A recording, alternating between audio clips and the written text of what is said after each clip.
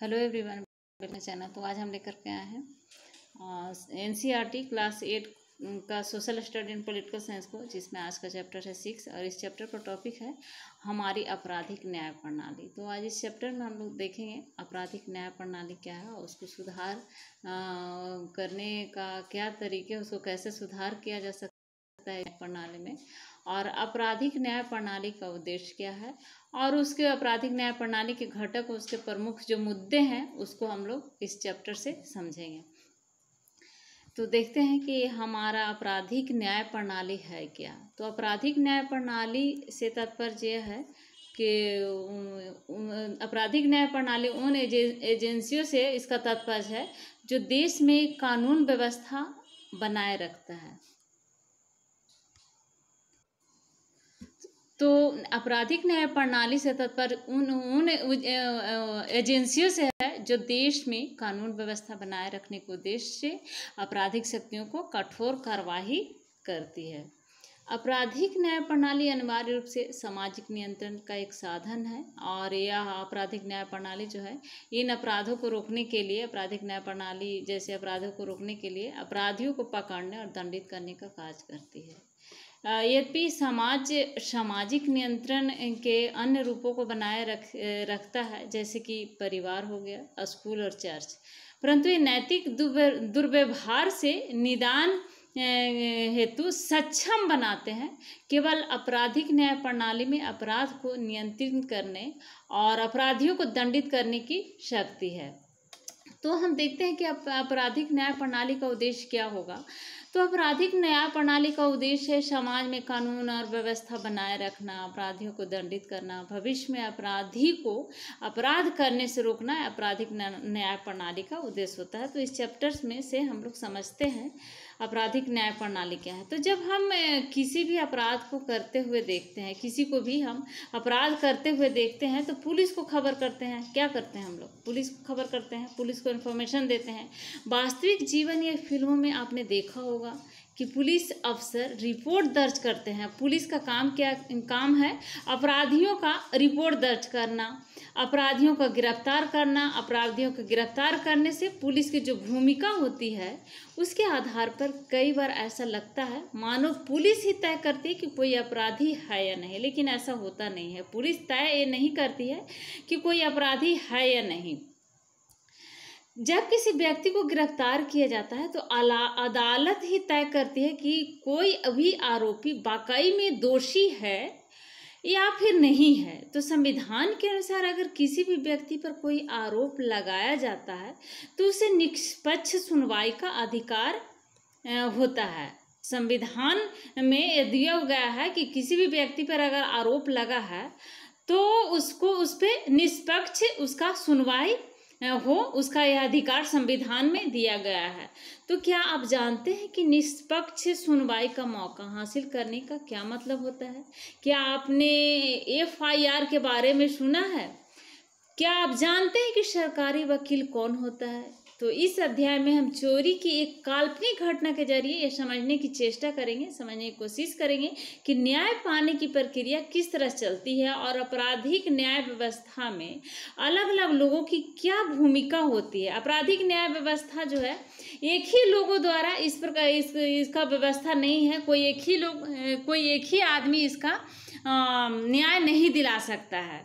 तो इसके कई प्रक्रिया होता है और कई प्रक्रिया द्वारा इसको न्याय दिलाया जाता है।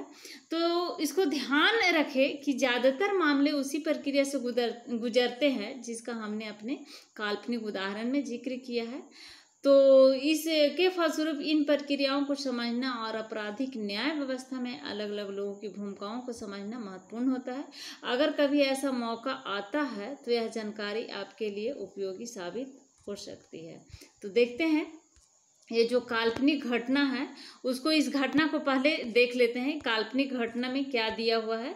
तो ये घटना में दिया है मुंबई के एक मकान में श्रीमती शिंदे तैयार हो रहे थे। श्रीमती शिंदे के घर में उनके मेड आती है काम करने के लिए, काम करने वाली बाई आती है, और श्रीमती शिंदे को कहीं जाना रहता है। उसी समय वह तैयार होती है और वो अपना हार को ढूंढती है तो हार नहीं मिलता है। तो श्रीमती शिंदे को लगता है कि उनका नौकरानी ने ही उनका हार को चुरा लिया होगा। तो इसलिए श्रीमती बोलती है कि मुझे पक्का पता है कि यहीं रखा था और ये हार यहाँ पर नहीं है, तो कहाँ गया।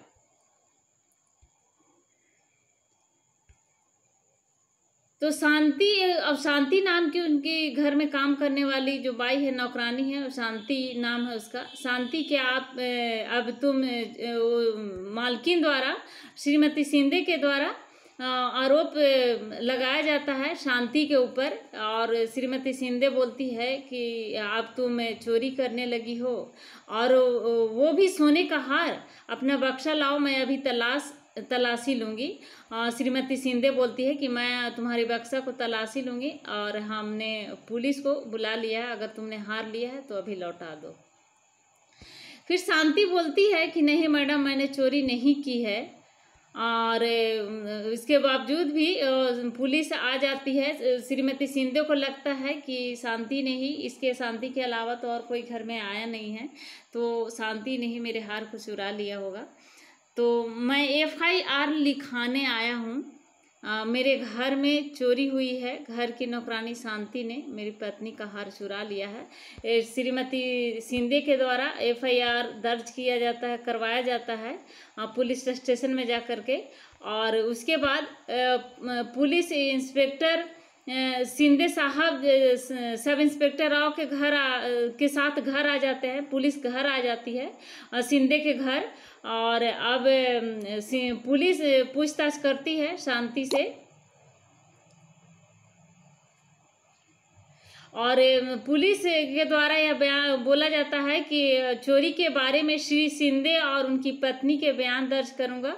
रुपये के लिफाफे को सील करके सबूत के तौर पर अपने साथ ले जा रहा हूं।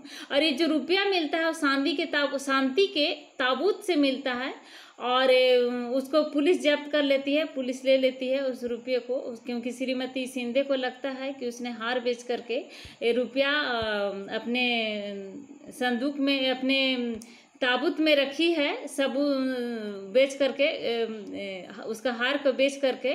तो इसलिए श्रीमती शिंदे को लगता है कि शांति ने ही मेरे हार को चुरा करके उसको बेच करके पैसा रखी होगी। तो शांति द्वारा बोला जाता है कि मेहरबानी करके मुझे थाने मत ले जाइए, मैं हार नहीं चुराया, यह मेरी मेहनत की कमाई है। लेकिन उसको शांति के बात को यहाँ पर सुना नहीं जाता है। उसी समय फिर शांति का भाई सुशील आता है और सब इंस्पेक्टर राव से विनती करता है कि वह शांति को छोड़ दे, और उसने सोने का हार चुराया। तो पुलिस बोलता है कि उसने सोने का हार चुराया है, तुम अदालत से जमानत का आदेश लेकर के आओ।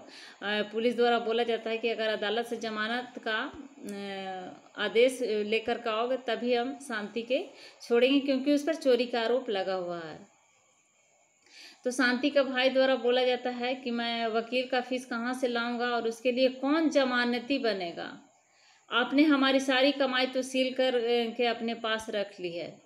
तो सब इंस्पेक्टर और सुशील को भी 2 दिन तक हवालात में रखता है। सब इंस्पेक्टर जो है सुशील, शांति का भाई था सुशील, और सुशील को भी हवालात में रखा जाता है सब इंस्पेक्टर के द्वारा। उसे सब इंस्पेक्टर राव एवं कई कांस्टेबल पीटते हैं और गालियां देते हैं। तो वे उस पर, और वे जो कांस्टेबल हैं, सब इंस्पेक्टर हैं, उनके द्वारा उस पर दबाव डाला जाता है कि इल्ज़ाम कबूल कर ले। और वे यह मानने के लिए कहते हैं कि वह और उसकी बहन शांति घरेलू नौकरों का एक गिरोह चलाते हैं, और वह गिरोह घरों से गहने चोरी करता है। इस बात को कबूल करने के लिए उसको प्रताड़ित किया जाता है। शिंदे के पड़ोस के गहनों से गायब होने की कुछ और शिकायतें भी आ चुकी थी। जब सुशील बार बार यही कहता रहता कि वह निर्दोष है और फैक्ट्री में मजदूरी करता है, तो 2 दिन बाद पुलिस उसे छोड़ देती है। अदालत ने 1 महीने बाद शांति की जमानत की अर्जी मंजूर कर ली, लेकिन कोई 20,000 रुपये के लिए उसका जमानत के बावजूद वह जेल में ही पड़ी रही। वह गहरे सदमे की हालात में है। वह डरी हुई है कि मुकदमे का क्या नतीजा होगा। तो शांति द्वारा यह वक्तव्य दिया जाता है कि मेरा क्या होगा, मैंने तो कुछ गलत नहीं किया, सिर्फ मैडम के शक की वजह से मैं सलाखों के पीछे आ गई हूँ, और हम लोगों ने जो पैसा बचाया था क्या वह कभी हमें वापस मिल पाएगा। शांति के द्वारा बयान दिया जाता है कि जो पैसा हमने एक एक करके काम करके जो एक एक करके बचा करके रखा, क्या हमें वापस मिलेगा, मिल भी पाएगा। इस तरह से शांति के द्वारा कहा जाता है। तो उसके बाद पुलिस ने मजिस्ट्रेट की अदालत में आरोप पत्र दायर कर दिया। अदालत की ओर से आरोप पत्र और गवाहों के बयानों की एक नकल शांति को दे दी जाती है। शांति अदालत को बताती है कि चोरी के झूठे इल्जाम से बचने के लिए उसके पास कोई वकील नहीं है। मजिस्ट्रेट महोदय शांति की दलील सुनकर अधिवक्ता कमला राय को सरकारी खर्चे पर बचाव पक्ष का वकील बना देते हैं। संविधान के अनुच्छेद 22 के अनुसार प्रत्येक व्यक्ति को एक वकील के जरिए अपना बचाव करने का मौलिक अधिकार प्राप्त है। संविधान के अनुच्छेद 39A में ऐसे नागरिकों को वकील मुहैया कराने की जिम्मेदारी राज्य के ऊपर सौंपी गई है जो गरीबी या किसी वजह से वकील नहीं रख सकते। तो कोई गरीब जो जिसके पास पैसा नहीं होता है, तो उसके वकील को रखने के लिए, वो वकील मुहैया कराने के लिए नागरिकों को इसमें 39A में ऐसे नागरिक को वकील मुहैया कराने की जिम्मेदारी राज्य के ऊपर सौंपी गई है जो गरीबी या फिर किसी वजह से वकील को नहीं रख सकते हैं। तो इसके लिए आर्टिकल 39A में इसका प्रावधान किया गया है। और संविधान के आर्टिकल 22 के अनुसार प्रत्येक व्यक्ति को एक वकील रखने का उसमें दिया गया है। वो वकील रख सकता है अपना बचाव करने के लिए, अपना दलील पेश करने के लिए वह वकील रख सकता है। मौलिक अधिकार प्राप्त है प्रत्येक व्यक्ति को, इस प्रकार का अधिकार प्राप्त है। मौलिक अधिकार आर्टिकल 22 में यह दिया गया है। तो इसी आर्टिकल के द्वारा शांति को न्याय मिलता है। मिसेस शिंदे की नौकरानी थी शांति।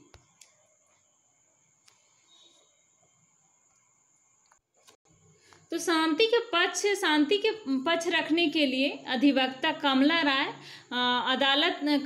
से अदालत में शांति मिलती है, और शांति अपना पक्ष जो है रखती है और बोलती है कि ये मेरे मुकदमे के कागज है। कमला राय अधिवक्ता जो है उसको शांति बताती है कि मेरे मुकदमे के कागज है, मेरे मालिकों ने हार चुराने का झूठा आरोप मुझ पर लगाया है। उन्हें शांति के बक्से में 10,000 रुपये मिले थे। उन्हें लगता है कि उन्हें हार बेचकर ही ये पैसा हासिल किया था, लेकिन यह हम दोनों की बचत का पैसा है, शांति द्वारा कहा जाता है। अदालत शांति पर आरोप लगाती है कि उसने श्रीमती शिंदे का सोने का हार चुराया है, और चोरी के हार को बेचकर शांति को जो 10,000 रुपये मिले वो उसके पास पाए गए। शांति द्वारा कहा जाता है कि मैं निर्दोष हूँ और मेरी सुनवाई हो। इस तरह से दलील पेश किया जाता है। मजिस्ट्रेट के सामने मुकदमा शुरू हो जाता है और सरकारी वकील राज्य की ओर से मुकदमे में हाजिर होता है। वह श्रीमती एवं श्री शिंदे को मुख्य गवाह के रूप में पेश करता है। तो अब सरकारी जो वकील है वो श्रीमती शिंदे से पूछता है कि तो आप बताइए श्रीमती शिंदे, आपका हार किस तरह गायब हुआ है। सरकारी वकील की तरफ से इस बात को पूछा जाता है श्रीमती शिंदे से। तो श्रीमती शिंदे ने बताती है कि मैंने सोने का हार दराज में रखा था, शांति ने उसे चुराया है। शांति के अलावा और कोई व्यक्ति मेरे कमरे में नहीं आता। मिस शिंदे ने मेरे सामने उसके संदूक की तलाशी ली थी और वहाँ लिफाफे में 10,000 रुपये देखकर हम तो अचंभे में पड़ गए थे। शांति को यह पैसा मेरा हार बेचकर मिला था, वह चोर है। इसके बाद अधिवक्ता राय श्रीमती शिंदे से जिरह करती है, और तो आप जिरह करती है तो उसमें ये चर्चा होता है कि तो आप यह कह रही हैं कि आपने शांति को चोरी करते हुए नहीं देखा, नहीं आपको शांति के पास चोरी का हार मिला। पिछले 3 साल में जब से शांति आपके घर पर काम कर रही है तब से कोई भी चीज़ आपके घर से चोरी नहीं हुई है। आप हर महीने उसे 1,000 रुपये पगार भी देती है। सरकारी वकील जो शांति के तरफ से जो पक्ष रखने के लिए वकील को लाया गया था, वकील द्वारा इस वक्तव्य को दिया जाता है, पूछा जाता है, और फिर उसके बाद वकील द्वारा कहा जाता है कि आपने तो शांति को हार को चुराते हुए नहीं देखा है, और उसको आप तनख्वाह के रूप में 1000 रुपये पगार भी दे रही हैं। तो अधिवक्ता राय बचाव पक्ष के गवाह के तौर पर सुशील और उसके मालिक से कुछ सवाल पूछती है, जो अभी पूछा गया, और इन दोनों के बयानों के आधार पर सुशील राय यह साबित कर देती है कि शांति के संदूक में मिले 10,000 रुपये सुशील और शांति की कमाई की रकम भी हो सकती है, क्योंकि आपने तो शांति को चुराते हुए हार को देखा ही नहीं है। तो जब मुकदमा खत्म होने के नज़दीक पहुंच जाता है, तभी सुशील को पता चलता है कि इंस्पेक्टर शर्मा ने युवाओं के एक गिरोह का भंडाफोड़ किया है। इस गिरोह को लोग शिंदे के मोहल्ले में गहने की चोरी करते हैं। श्रीमती शिंदे के बेटे के कुछ दोस्त भी इस गिरोह के सदस्य हैं। श्रीमती शिंदे का बेटा ही अभी गिरोह का सदस्य भी निकल जाता है, और उसके पास से श्रीमती शिंदे का हार बरामद हो जाता है। सुशील यह बात अधिवक्ता राय को बताता है। सुशील कौन था? तो सुशील था शांति के, जो श्रीमती शिंदे के घर में जो काम करती थी शांति, उसके भाई था सुशील, जिसको जमानत मिल गया था। तो सुशील ही इस बात को भंडाफोड़ करता है और यह बताता है कि श्रीमती शिंदे का जो बेटा है वही गहने चोरी करने वाले मोहल्ले के जो लोग हैं उस गिरोह में उनका बेटा ही भी शामिल है। तो अब अधिवक्ता राय बचाव पक्ष के गवाह के तौर पर इंस्पेक्टर शर्मा को अदालत में पेश करती है। इंस्पेक्टर और पूछते हैं कि इंस्पेक्टर शर्मा, क्या आप हमें दिखा सकते हैं कि आपने क्या क्या बरामद किया है? तो मिस्टर शर्मा द्वारा बोला जाता है कि जी हाँ, श्रीमती शिंदे ने अपना यह हार पहचान लिया है। हमने लड़कों का एक गिरोह पकड़ा है जिसने यह हार चुराया था। उन लड़कों ने अपना इल्जाम कबूल कर लिया और यह हार उन्होंने ही चुराया था। तो इस प्रकार से शांति के खिलाफ जो चोरी का आरोप लगा था, यह साबित हो जाता है कि शांति निर्दोष है। तो शांति आपको चोरी के इल्जाम से बरी किया जाता है अदालत के द्वारा। या न्यायाधीश महोदय सारे गवाहों और बयान को सुनते हैं। इंस्पेक्टर शर्मा का बयान सुनने के बाद अधिवक्ता राय न्यायाधीश के सामने यह दलील देती है कि अब शांति निर्दोष साबित हो चुके हैं, इसलिए उसे बरी कर दिया जाए। तो शांति आपको चोरी के इल्जाम से बरी किया जाता है। पुलिस ने जो 10,000 रुपये आपके पास से बरामद किए थे उन्हें भी आपको लौटा दिया जाएगा। मैंने लिखित फैसले में इस बात पर जोर दिया है कि तफ्तीश में सब इंस्पेक्टर राव की लापरवाही पर खास तौर से ध्यान दिया जाए, जिसकी वजह से शांति आपको जेल जाना पड़ा। तो इंस्पेक्टर की वजह से ही शांति को जेल जाना पड़ा था, क्योंकि शांति निर्दोष थी। तो इस घटना के आधार पर आप देख सकते हैं कि पुलिस, सरकारी वकील, बचाव पक्ष का वकील और न्यायाधीश, ये 4 अधिकारी आपराधिक न्याय व्यवस्था में मुख्य लोग होते हैं। इस मामले में आपने इन चारों की भूमिका को भी देख लिया है। तो अब आप इन चारों की भूमिका को समझिए। इन चारों की भूमिका क्या होती है?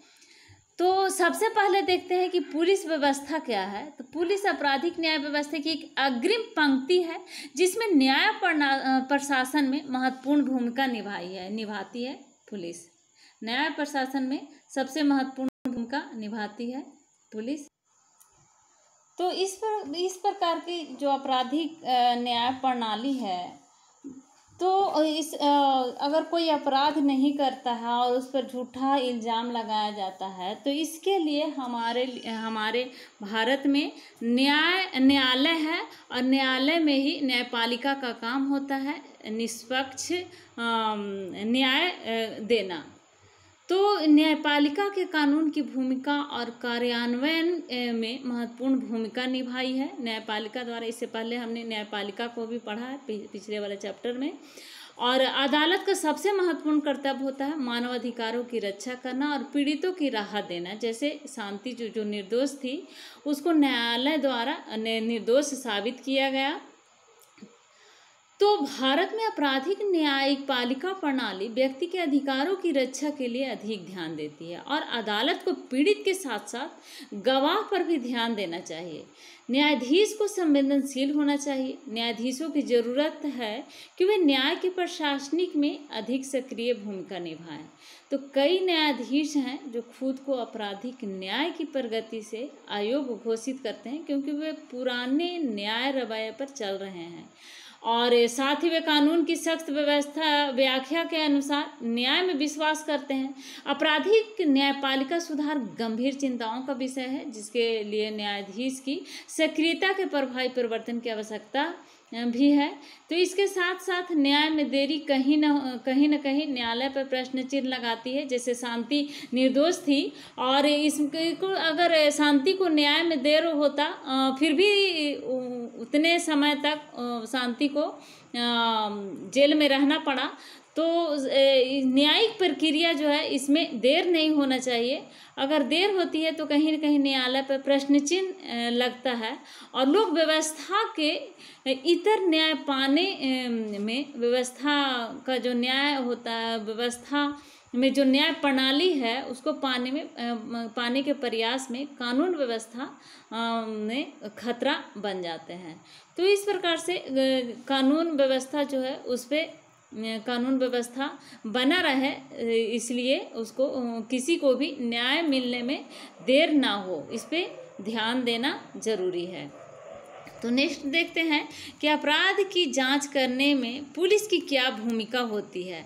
तो पुलिस का एक महत्वपूर्ण काम होता है किसी अपराध मिली शिकायत को जांच करना। जांच के लिए गवाहों के बयान दर्ज किए जाते हैं और सबूत इकट्ठा किए जाते हैं। इस जांच के आधार पर पुलिस अपनी राय बनाती है।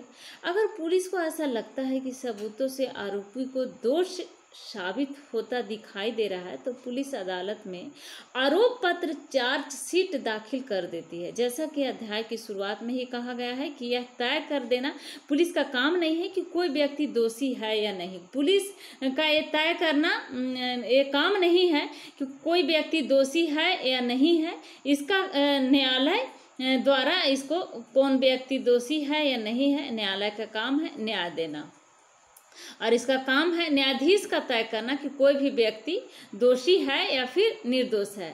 दूसरी इकाई में आपने कानून के शासन के बारे में पढ़ा होगा। इसका सीधा मतलब यह है कि हर व्यक्ति देश के कानून के अधीन है। पुलिस भी इसी कानून के तहत आती है। लिहाजा पुलिस को हमेशा कानून के मुताबिक मानवाधिकारों का सम्मान करते हुए जांच करनी चाहिए। सर्वोच्च न्यायालय ने गिरफ्तारी, हिरासत और पूछताछ के बारे में पुलिस के लिए कुछ दिशा निर्देश भी तय किए हैं और इन दिशा निर्देशों के अनुसार पुलिस को जांच के दौरान किसी को भी सताने, पीटने या गोली मारने का अधिकार नहीं है। किसी से छोटे छोटे अपराध के लिए भी पुलिस किसी को भी कोई सजा नहीं दे सकती। संविधान के अनुच्छेद 22 और फौजदारी कानून के प्रत्येक गिरफ्तार व्यक्ति को मौलिक अधिकार कुछ दिए गए हैं। वह मौलिक अधिकार है जैसे गिरफ्तारी के समय उसे यह जानने का अधिकार है कि गिरफ्तारी किस कारण से की जा सकती है। जिस व्यक्ति को पुलिस गिरफ्तार करती है उस व्यक्ति को यह जानने का अधिकार है कि पुलिस उसे किस कारण से उसे गिरफ्तार कर रही है। यह अधिकार है किसी भी व्यक्ति को जानने का। गिरफ्तार के 24 घंटे भीतर मजिस्ट्रेट के सामने पेश करने का अधिकार है। अगर कोई व्यक्ति को पुलिस गिरफ्तार करती है तो पुलिस को यह काम है 24 घंटे के अंदर मजिस्ट्रेट के सामने उसको गिरफ्तार किए हुए व्यक्ति को पेश करना। और तीसरा पॉइंट है कि गिरफ्तारी के दौरान या हिरासत में किसी भी तरह के दुर्व्यवहार, यातना से बचने का अधिकार है। उसके साथ किसी भी प्रकार का दुर्व्यवहार नहीं किया जा सकता है। पुलिस हिरासत में दिए गए इकबालिया बयान को आरोपी के खिलाफ सबूत के तौर पर इस्तेमाल नहीं किया जा सकता है। और नेक्स्ट पॉइंट है कि 15 साल से कम उम्र के बालक और किसी भी महिला को केवल सवाल पूछने के लिए थाना में नहीं बुलाया जा सकता है। तो यह आर्टिकल संविधान के आर्टिकल 22 में यह दिया गया है जो मौलिक अधिकार है व्यक्ति का। तो सर्वोच्च न्यायालय ने किसी भी व्यक्ति को गिरफ्तारी, हिरासत या पूछताछ के बारे में पुलिस या अन्य संस्थाओं के लिए कुछ खास शर्त और प्रतिक्रियाएं भी तय की हुई है। और इन नियमों को DK बसु दिशा निर्देश कहा जाता है। इसमें से कुछ दिशा निर्देश जो है वह इस प्रकार से है। जैसे पहला है, गिरफ्तारी या जांच करने वाले पुलिस अधिकारी को पोशाक पर उसकी पहचान, नाम पट्टी तथा पद स्पष्ट व सटीक रूप से अंकित होना चाहिए। जो पुलिस अधिकारी किसी भी व्यक्ति को अगर गिरफ्तार करने या फिर जांच करने के लिए जाती है तो उसका पोशाक होना चाहिए, उनका ड्रेस होना चाहिए, पहचान होना चाहिए उसका, और उसका सटीक रूप से अंकित होना चाहिए उस पर। गिरफ्तारी के समय अरेस्ट मेमो के रूप में पूरी जानकारी का कागज तैयार किया जाए। उसमें गिरफ्तारी के समय व तारीख का उल्लेख होना चाहिए। उसके सत्यापन के लिए कम से कम एक गवाह होना चाहिए। वह गिरफ्तार सदस्य के परिवार का व्यक्ति भी हो सकता है। अरेस्ट में पर गिरफ्तार होने वाले व्यक्ति के दस्तखत होने चाहिए। और नेक्स्ट पॉइंट है कि गिरफ्तार किए गए, हिरासत में रखे गए या फिर जिससे पूछताछ की जा रही है, ऐसे व्यक्ति को अपने किसी संबंधी या दोस्त या शुभ चिंतक को जानकारी देने का अधिकार होता है। और नेक्स्ट पॉइंट है कि जब गिरफ्तार व्यक्ति का दोस्त या संबंधी उस जिले से बाहर रहता है तो गिरफ्तारी के 8 से 12 घंटे के भीतर उसे गिरफ्तारी के समय, स्थान और हिरासत की जगह के बारे में भी जानकारी भेज दी जानी चाहिए। तो इस प्रकार से यहाँ न्याय व्यवस्था में इस प्रकार की व्यवस्था की गई है सर्वोच्च न्यायालय के द्वारा। तो ये हमारी आपराधिक न्याय प्रणाली में कुछ पॉइंट थे जिसको हमने देखा न्यायिक प्रणाली है क्या। अब देखते हैं सरकारी वकील की क्या भूमिका होती है। तो किसी आपराधिक उल्लंघन को जनता के विरुद्ध माना जाता है। इसका मतलब यह है कि वह अपराध केवल पीड़ित व्यक्ति को ही नुकसान नहीं पहुंचाता बल्कि पूरे समाज के प्रति अपराध होता है। तो आपको पिछले अध्याय में दहेज के लिए सुधा की तो जो हत्या की घटना थी उसको भी आपने पढ़ा होगा।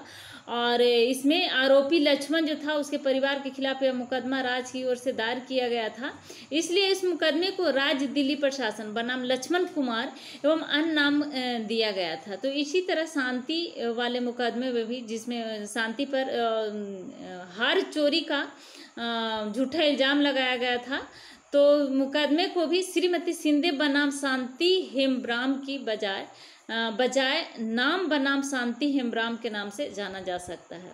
तो अदालत में सरकारी वकील राज्य का पक्ष प्रस्तुत करता है। सरकारी वकील की भूमिका तब शुरू होती है जब पुलिस जांच पूरी करके अदालत में आरोप पत्र दाखिल कर देती है। सरकारी वकील की इस जांच में कोई भूमिका नहीं होती, उसे राज्य की ओर से अभियोजन प्रस्तुत करना होता है। न्यायालय के पदाधिकारी के रूप में उसकी जिम्मेदारी है कि वह निष्पक्ष रूप से अपना काम करे और अदालत के सामने सारे ठोस तथ्य, गवाह और सबूत पेश करे।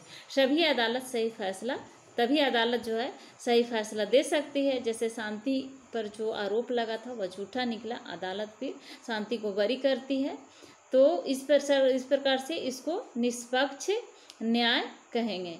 न्यायाधीश की क्या भूमिका होती है? अब न्यायाधीश की भूमिका क्या होती है उसके बारे में जानते हैं। न्यायाधीश की वही हैसियत होती है जो खेलों में अंपायर की होती है। वे निष्पक्ष भाव से और खुली अदालत में मुकदमे का संचालन करते हैं। न्यायाधीश सारे गवाहों के बयान सुनते हैं और अभियोजन पक्ष तथा बचाव पक्ष की तरफ से पेश किए गए सबूतों की जांच करते हैं। तो अपने सामने मौजूद बयानों और सबूतों के आधार पर कानून के अनुसार न्यायाधीश की ही तय करते हैं कि आरोपी सचमुच दोषी है या फिर नहीं। अगर आरोपी दोषी पाया जाता है तो न्यायाधीश उसे सजा सुनाते हैं और वह कानून में दिए गए प्रावधानों के हिसाब से दोषी व्यक्ति को जेल भेज सकते हैं या फिर उस पर जुर्माना लगा सकते हैं या फिर एक साथ दोनों तरह की सजा दे सकते हैं। जेल भी भेज सकते हैं और जुर्माना दोनों लगा सकते हैं। तो यह न्यायाधीश का भूमिका होता है, काम होता है। अब देखते हैं निष्पक्ष सुनवाई क्या होती है, फेयर ट्रायल। आइए थोड़ी देर के लिए कल्पना करें कि अगर न्यायाधीश महोदय शांति का मुकदमा किसी और संचालित करते तो क्या हो सकता था। अगर अदालत ने शांति को आरोप पत्र और गवाहों के बयानों की नकल न दी होती तो क्या होता। शांति को दोषी ठहरा दिया जाता और उसको दंडित कर दिया जाता। यहाँ पर तो यही होता ना। तो शांति और सुशील दोनों ही नहीं जा सकते। तो क्या होता, अगर न्यायाधीश ने शांति के अधिवक्ता राय को अभियोजन की ओर से प्रस्तुत किए गए श्रीमती शिंदे आदि गवाहों से जिरह करने का पर्याप्त समय न दिया होता तो पहले ही मान लेते कि शांति दोषी है, तो क्या होता, शांति जो निर्दोष थी उसको दंड मिल जाता। तो इस प्रकार से न्यायिक प्रक्रिया पर भी प्रश्न उठते। आर्टिकल 21 में जीवन जीने का जो अधिकार दिया गया है उस पर भी प्रश्न चिन्ह लग जाता। तो हमारा संविधान में आर्टिकल 21 में जीवन जीने के अधिकार का आश्वासन दिया गया है। इसका अर्थ यह है कि किसी भी व्यक्ति के जीवन जीने या फिर स्वतंत्रता को केवल एक तर्कसंगत और न्यायपूर्ण कानूनी प्रक्रिया के जरिए ही छीना जा सकता है। निष्पक्ष सुनवाई किया जाता है कि संविधान के आर्टिकल 21 का पूरी तरह पालन किया जाए।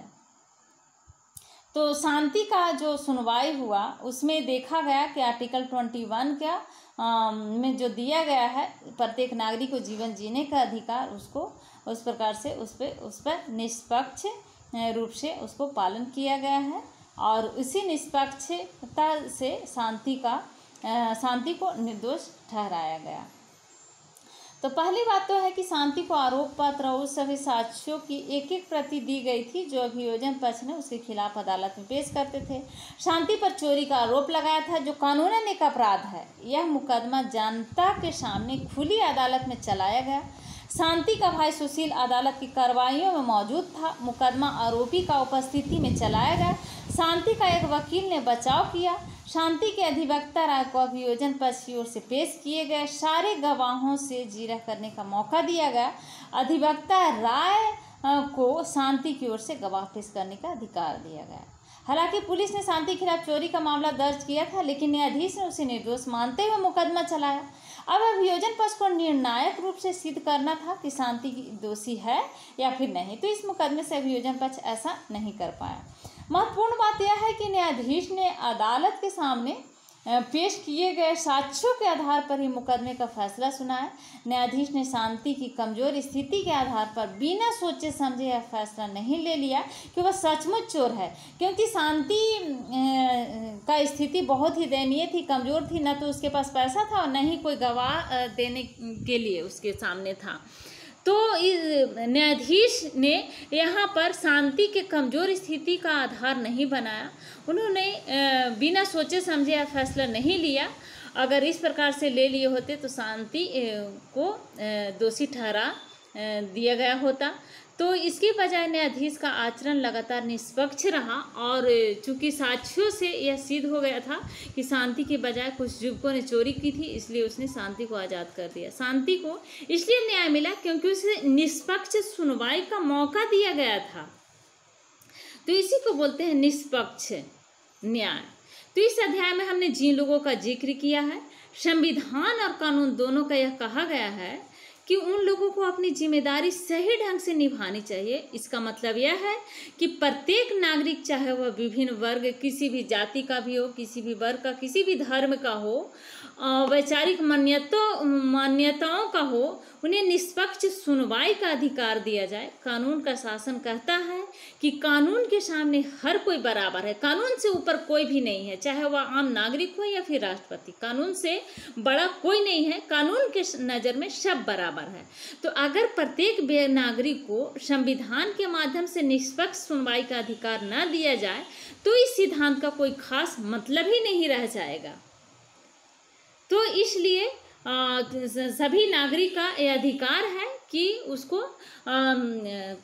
कानून के सामने जो है सब बराबर है, उसको सभी का बराबर का अधिकार मिलना चाहिए, सभी को निष्पक्ष न्याय मिलना चाहिए, ये सभी नागरिकों का अधिकार है। तो ये थी आज के हमारे न्यायिक आपराधिक न्याय प्रणाली। तो आपराधिक न्याय प्रणाली से हम लोगों ने देखा कि निष्पक्ष न्याय किस प्रकार से निष्पक्ष न्याय होता है, किस प्रकार से निष्पक्ष न्याय मिलता है, चाहे वह किसी भी जाति का, किसी भी लिंग का हो, तो उसको निष्पक्ष न्याय का अधिकार है प्रत्येक नागरिक का, प्रत्येक व्यक्ति का।